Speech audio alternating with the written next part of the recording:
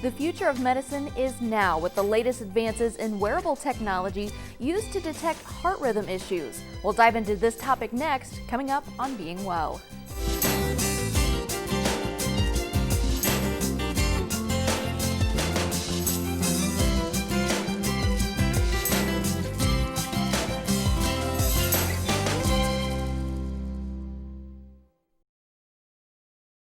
For over 50 years, Horizon Health has been keeping you and your family healthy. And although some things have changed, Horizon Health's commitment to meet the ever-changing needs of our community has remained the same. Horizon Health, 50 years strong. They're the ones who raise the bar. The ones dedicated to providing care in the most demanding of circumstances. The ones that understand the healing benefits of kindness and compassion. They're the people of Sarah Bush Lincoln, and they set the bar high. Sarah Bush Lincoln, trusted, compassionate care right here close to home. Carl is redefining healthcare around you, innovating new solutions and offering all levels of care when and where you need it. Investing in technology and research to optimize healthcare, Carl, with Health Alliance, is always at the forefront to help you thrive. Thank you so much for joining us today for Being Well. I'm your host, Lacey Spence, and today we've got a guest. He is Dr. John Scherschel. He's the president of Prairie Cardiovascular. Thank you so much for coming on our show today. Thank you, Lacey, very much. As a first-time guest, we have to ask, how did you get into what you're doing? Well, honestly, I fell into cardiology in part because it was where the coolest technology was. And when I was in training, I was thrilled at all of the advances that were being created that allow us to take better care of patients. And it seemed like a field that was moving rapidly. And that's where I wanted to be. And that's exactly what we're talking about today, is some of the cool tech things that are happening, being able to check better on our heart. So where would you like to start today, the devices or what you can treat? Well, I think the most obvious question for people viewing this program is, what is out there that I can do to better track my own health? Mm-hmm. And there are all kinds of wearable technology that allow us fitness trackers, blood oxygen monitors, heart rhythm monitors, blood oxygen monitors. All of these things have become available just in the last few years. And with the advent of this wearable technology, we're finding many people have questions. What does it mean when this device finds something that's not normal? Yeah. Some of those technologies, and I can look at a couple of them here, are things like the Apple Watch that record not only pulse, but blood oxygen level. There are some devices that can record blood pressure. And with GPS and other technologies, we can track how active an individual is. There are others that we've seen very commonly, including the Fitbit line of watches, and there are others that look more like a traditional watch and have ECG or other capability. And for our viewers, the ECG is a measurement of the electrical activity of the heart. That's different from monitoring a pulse, which is really looking at changes in blood pressure with the cardiac cycle, or pulse oximetry, which uses the same phenomenon of the changes in blood pressure in the blood vessels to look at the blood oxygen level. So those technologies are all available, and many people have purchased them not only for themselves but for loved ones to keep track of what, for instance, what my mom is up to. And it's very cool that these are so accessible by consumers. Technology like this, or even higher levels, seem to only be in a hospital setting, but these are mobile. Well, there has been a democratization of this technology. Historically, a pulse oximeter would have been a very expensive and hard to find item, and now if you go to even the grocery store, you can find one available, at least pre-pandemic. Yeah, and then you can pick your own color and your size and things Absolutely. like that. And so as we're going through this atrial fibrillation, try to spit that out. One of the most common heart rhythm abnormalities that we see and treat in cardiology is atrial fibrillation. And it's a heart rhythm that is an abnormality of the upper chambers of the heart. The upper chambers of the heart are where the pacemaker of the heart lives, and the normal heart rhythm is generated by the pacemaker of the heart activating the upper chambers, and that electrical impulse then goes to the lower chambers to provide a normal heartbeat. In atrial fibrillation, the upper chambers beat very rapidly. They fibrillate. And that rapid erratic pulse or rapid erratic electrical activity causes the heartbeat to be very irregular. And so one cause of an irregular heartbeat is this rhythm, atrial fibrillation. And it's a big deal because atrial fibrillation can lead to all kinds of complications downstream. The most common risk of atrial fibrillation is stroke. And so patients who have atrial fibrillation, when we worry about stroke, we often put those patients on a blood thinner of some sort. And atrial fibrillation causes blood to not move around in the heart as it normally would, and it increases the risk of stroke by increasing the risk of the formation of blood clots. So in patients who have a risk for developing blood clots in the heart that could then break loose and cause a stroke, as this animation shows, we give medications that reduce how quickly blood clots can form and hopefully prevent this outcome that we consider among the worst possible in patients with atrial fibrillation. And so for patients who have, it's nicknamed AFib, correct, kind of for short? Yes, AFib. So if you have AFib, do you just normally realize it based on having, feeling your heartbeat is off, or how do you kind of come about that? The most common symptom is that sensation of an irregular heartbeat, but nearly half of people with atrial fibrillation don't have any sensation of abnormality. And many people who have a sensation of an abnormal pulse, that symptom can be caused by things that aren't atrial fibrillation. So a lot of this wearable technology has produced the possible atrial fibrillation diagnosis, and there has to be some way to figure out if those patients have atrial fibrillation or not. The ECG capability that records the electrical activity in the heart is the best way to diagnose atrial fibrillation, and those patients who have it may or may not have symptoms, which is part of why this wearable technology has helped find about half of the patients who otherwise wouldn't have had any symptoms. So what should I do if my watch, things like that, if they identifies, the abnormality like this? The most common thing you can do, or the best thing to do, is to create or obtain an ECG, an electrocardiogram of that abnormal heart rhythm. And so if it is recorded with an ECG device like an Apple Watch or one of the other ECG capable devices, we can get that electrical tracing, and if it's reviewed by a cardiologist or by a heart rhythm specialist, we can usually identify atrial fibrillation and differentiate it from other abnormal rhythms. Sometimes, though, you need a more invasive or more long-term monitor to catch abnormal rhythms as they begin and end. Most of these devices don't record continuously. So if I wanted to catch atrial fibrillation, a patient may bring me a tracing that shows a possible abnormal rhythm. Well, that's somebody I would offer a longer-term monitor, a different kind of wearable technology that they would wear for a week or two or even a month at a time to try to catch episodes of an abnormal rhythm with a high-quality tracing that allows us to really make that diagnosis.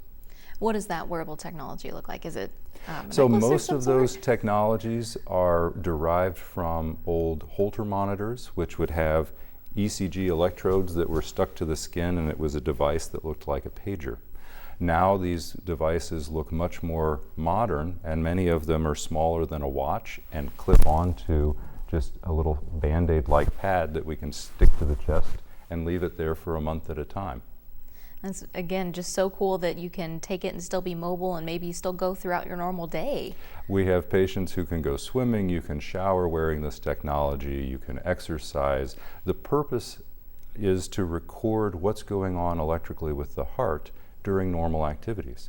And so the way these devices become unobtrusive is that you don't have to take it off to do something, or you can leave it on. And I could be wearing one right now and nobody would know. And it makes sense that you would want that activity to see how things progress as they get more active. Absolutely. Gotcha. So do these devices detect any other types of abnormalities besides AFib? They certainly can. And anytime it detects an abnormal heart rhythm, it may indicate that, or you can see those on the tracings.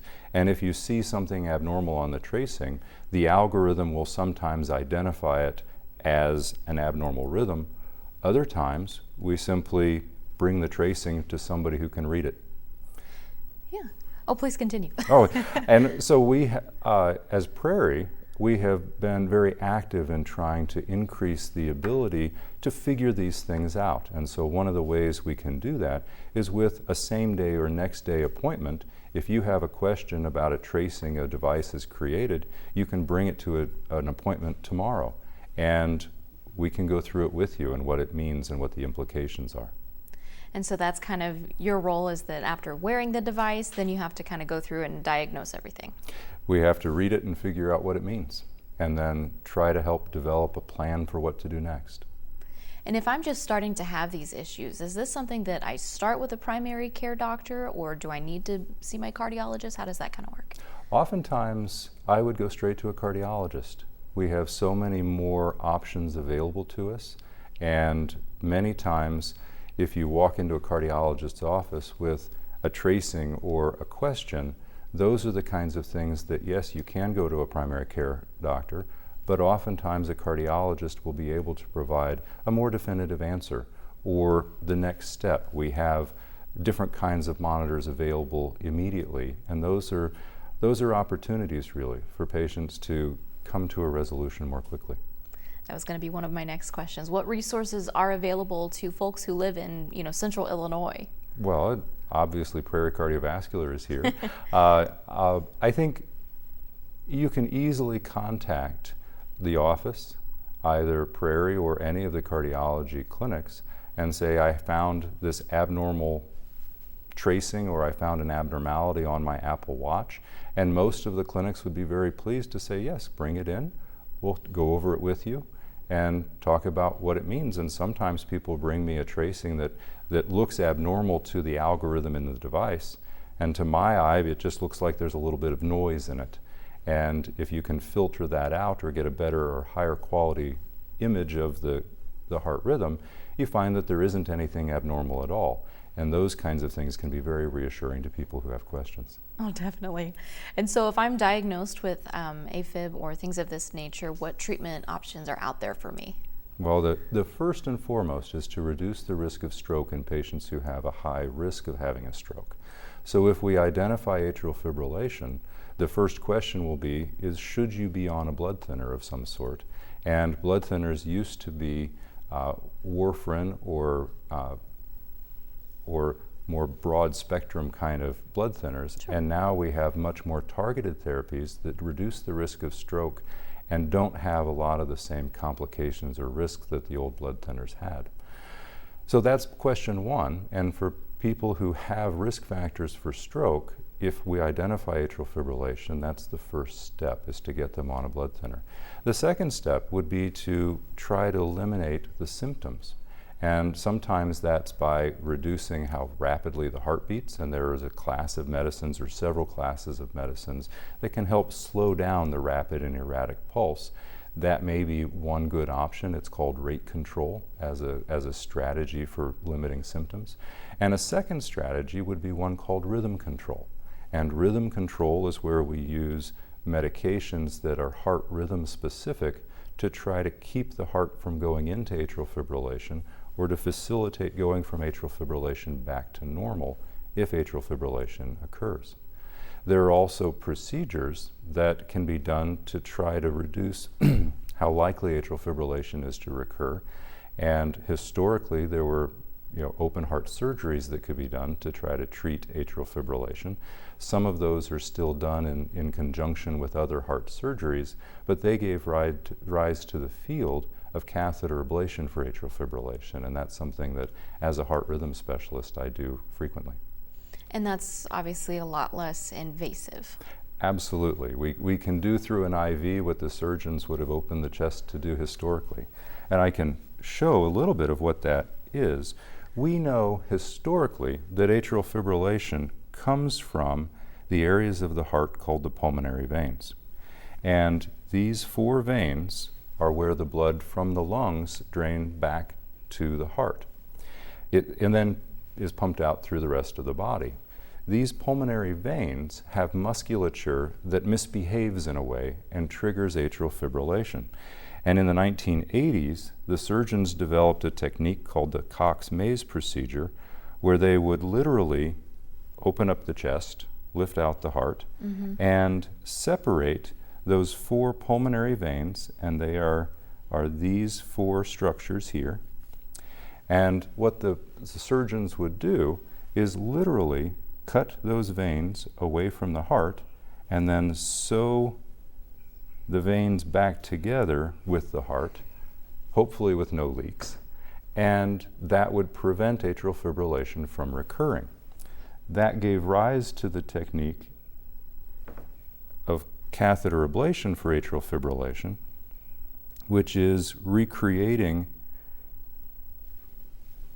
that pulmonary vein isolation, separating electrically the pulmonary veins from the heart without opening the chest, obviously. And it's done literally through an IV we place in the leg and pass a catheter up to the heart, drawing a circle around the openings of those 4 pulmonary veins. And with electrical mapping techniques, we are able to do so very reliably. The success rate of that procedure approaches 90 to 95% at completely eliminating atrial fibrillation for patients who have that procedure.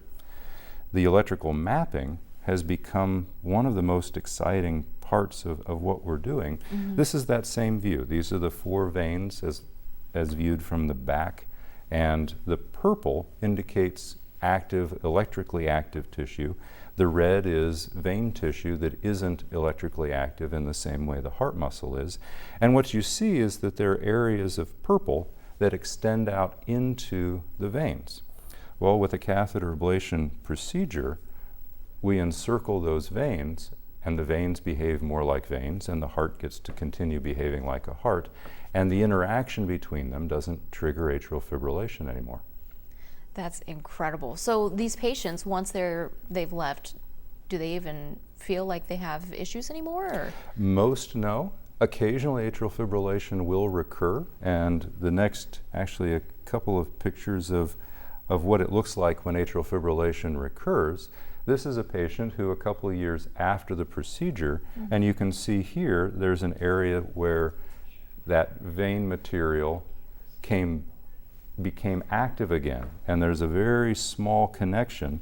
I refer to it as no bigger than an eyelash, where this island of active tissue connected with the heart tissue, and that can create a problem again of atrial fibrillation. So this was a procedure where we went in with a catheter, found that spot, literally touched it, and that electrical activity went away. So we heated up the tissue with the catheter ablation technique, and the result was that this patient no longer has that area causing atrial fibrillation. One more time, the before and after. So the before is that small island of tissue connected with a very thin strand, and afterwards that area is red and quiet. And I'm sorry if I missed it, but what can cause your initial surgery to kind of undo itself or to have these issues come back? Things heal. Okay. And occasionally, inside the heart where we can't truly see what we're doing, we apply energy to try to minimize the likelihood that the connections will recur. But this was a patient who 2 years after her initial procedure started having symptoms again. And the result was, when we mapped that area, we found that that little spot had reconnected across the scar tissue. And so as we're talking about these patients, is there an age range? Is it more targeted towards men or women getting AFib? So atrial fibrillation affects about 3 million Americans. It's a very common problem, and It increases frequency with age. It increases frequency with several risk factors, including a sedentary lifestyle. Obesity contributes to it. Alcohol consumption can contribute to it, especially heavy alcohol consumption. And high blood pressure, certainly, and who we picked as parents can sometimes influence whether we develop atrial fibrillation or not. And so the average age of somebody with atrial fibrillation is about 60 to 65 years, but we find it occasionally in people in their 20s, and we find it very commonly in people in their 50s and 60s. And so with that, is there a different way that you treat your older patients versus your younger patients? Historically, yes, because any procedure we do has some risks, but more frequently there's been an improvement in the technology behind catheter ablation techniques, so that the ceiling on the age at which I would consider a procedure to try to fix atrial fibrillation has been gradually increasing over the last 15 years. And so again, with having the wearable technology, you know, just having it at your fingertips, what would be your advice to folks who are maybe considering getting a device like this? Not necessarily which brand, but features to really look for again. As a heart rhythm doctor, if you're looking for heart rhythm abnormalities, I would certainly look for a device that has an ECG or an electrical cardiogram capability. People who have problems with sleep, there are devices that can monitor blood oxygen levels while you're sleeping. Those sorts of devices are also very useful because one of the big contributors to atrial fibrillation risk is sleep apnea itself, which is an abnormality where people snore and can drop their blood oxygen level while they're sleeping, or stop breathing altogether, either because of obstruction of the airway or a central decrease in the drive to breathe. But those contributors to atrial fibrillation are things that we can also monitor with this wearable technology. The simple answer is, if we're watching, we will find things. And so the advice would be, whatever you want to do, if you consider yourself at risk for developing abnormalities of your heart rhythm, any of these technologies are quite useful. And when they find an abnormality, having a diagnosis and developing a treatment plan is critical. And again, as you're talking about what we can control besides the parents we choose, obviously, you said diet and alcohol consumption. Are there any other things that we can control to kind of lower our risk of AFib? Certainly, moderate routine exercise is helpful in reducing the risk. Weight loss, of course, is helpful in those patients who have atrial fibrillation as a consequence of both a sedentary lifestyle and being overweight. Controlling those risk factors, so things like reducing the risk of coronary disease reduces also the risk of atrial fibrillation. So all of the things, lowering cholesterol, lowering blood pressure, those kinds of things, risk factor mitigation is helpful for reducing the risk of these subsequent downstream problems. And then in our last few minutes here, I know you kind of hit on it at the beginning, but again, what's it like for you to be able to see technology progress? I mean, even just being able to show us in real time what the heart looks like and how you work on it. I think for me, it's immensely gratifying to be able to explain to a patient, this is the problem and we can fix it. Mm-hmm. It's that aspect of cardiology is amazing to me. And being able to, after a procedure, show a patient, this was your heart before, this was your heart after. And there's one more video that I wanted to show, and this is a patient who was in the midst of a procedure, and this is about 1/10 of a second played over and over again so that we could see exactly where the electrical signals were sneaking through. And so this is one where you can see right there that electrical activation wavefront snuck through what was otherwise a solid line. And so playing this again, you can see this is an area that's activated quite late. This is an area where the electrical activation is sneaking into the vein, and on this third beat you can actually see it sneak into the vein across the line. And so this is how we find those areas where we need to touch up or apply one more application of energy to stop those signals. And having been a patient, I know it can be overwhelming to try and understand what you're saying, but to have these visuals to go along with it, I mean, that's incredible. I think it saves me about an hour of explanation with every patient to show graphically what's going on in the heart, what normal looks like, what abnormal looks like, and what we can do to fix it. It makes life easier. And I think the key is technology, whether it's the wearable technology that helps with identifying problems, or the technology that allows me to better explain what it is, how it works, and what I can do to fix it, is the cornerstone of moving forward. You know, these are areas where technology truly makes better lives. Very well put. Thank you. Well, thank you so much, Dr. Scherschel, for coming on today. We appreciate it. It is my pleasure. Thank you. And we will see you next time for our next episode of Being Well. Carl is redefining healthcare around you, innovating new solutions and offering all levels of care when and where you need it. Investing in technology and research to optimize healthcare, Carl, with Health Alliance, is always at the forefront to help you thrive. They're the ones who raise the bar. The ones dedicated to providing care in the most demanding of circumstances. The ones that understand the healing benefits of kindness and compassion. They're the people of Sarah Bush Lincoln, and they set the bar high. Sarah Bush Lincoln, trusted, compassionate care right here close to home.